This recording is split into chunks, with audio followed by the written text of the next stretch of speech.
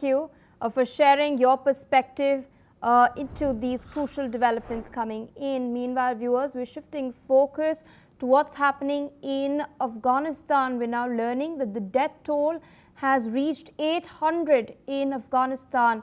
Afghanistan has been struck by a deadly earthquake measuring more than 6.0 on the Richter scale. Now, according to reports, more than 2,800 people are injured.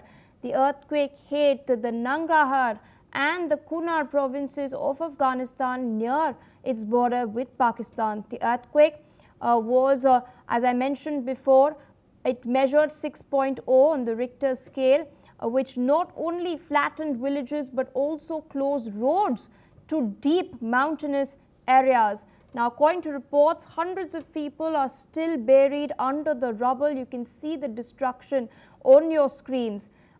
They are waiting for rescuers. Afghan officials are reporting that their priority is not just to find the bodies but to rescue those who are still trapped. There is a crucial 72-hour window which the rescuers are looking at making the most of. The rescuers are facing difficulties in reaching out to the remote areas. Remember, access has been cut off because the roads have been blocked as well. Meanwhile, international support is pouring in. China, the UK, India, they've all pledged support and donation of aid. Rescue work, as I mentioned earlier, it is still underway. Remember, the impact of this earthquake has been amplified because it was also a shallow earthquake. It struck at a mere depth of 8 kilometers. In the meantime, let's in fact listen in to what some of the locals have had to say about the ordeal that they faced.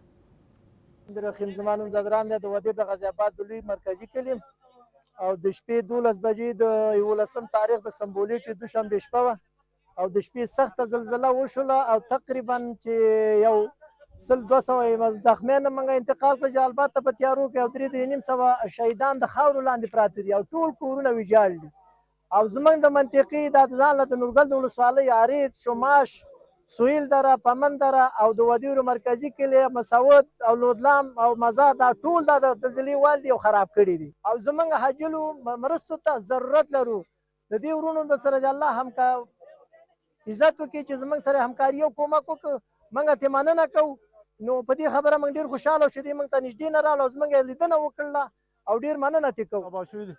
خالد زما فامیل 15 کسان شهیدان شوي دي 15 کسان اوس هم خاورو کې پراته دي چا نه دي او زموږ خواست دی چې نړیوال موږ سره پوره پوره همکاري وکړي او الله به اجر ورکړي. Here, of course, you can see some of the citizens of Afghanistan who have suffered this terrible ordeal yesterday. We'd seen some of these videos that were circulating on social media.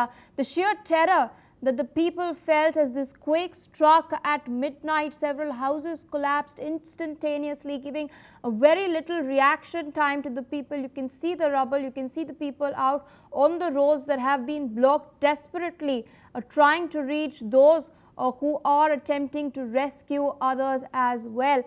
The death toll currently, according to the latest statistics shared by the Afghan Interior Ministry, stands at 800.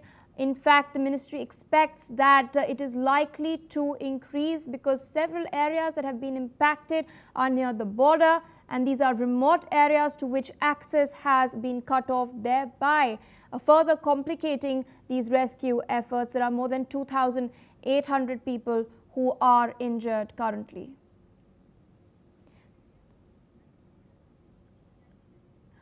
With us on the broadcast is Mr. Sadaf Yarmal. He's an Afghan journalist from Quetta in Pakistan.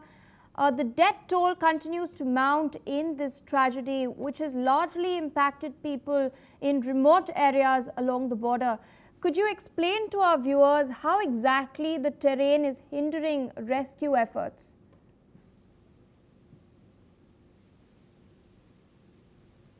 Can you hear me? Sorry, can you repeat your question? With us on the broadcast is Sadaf Yarmal. Thank you so much for taking our time speaking to us on NewsX. As I mentioned earlier, the death toll is mounting in this tragedy, but there's a lot of hindrance to the rescue efforts because the terrain is remote. A lot of areas of access, the roads have been blocked as well. So could you explain to our viewers how exactly this terrain is hindering the efforts on the ground at this point? Okay, thanks for having me. As you know, the latest reports confirm that more than 1,000 people have been killed and over 3,000 injured. While according to OCHA, more than 12,000 people have been directly affected by this devastating earthquakes. And the train is one of the biggest challenges. Many of the hardest hit villages are located in remote mountainous regions. Severe routes are blocked by landslides. Some areas can only be reached after hours of walking, uh, hours of walking on foot. This has seriously delayed medical treatment and the deploy of emergency supplies. And also this has slowed down the delivery of aid and delayed urgent medical treatment to the injured. So in this context, what is your appeal to the international community at large? Our appeal is urgent, and Afghanistan cannot face this disaster alone, with over 1,000 deaths and more than injured. So we desperately need international support, tents, food, medical supplies, and financial aid, and critical uh, right now. We call on the international community to act quickly and ensure that humanitarian aid reaches people without political barriers. All right, I'd like to thank you for taking out time speaking to us on NewsX World. Our thoughts and prayers, of course, with the Afghan people who are suffering but remain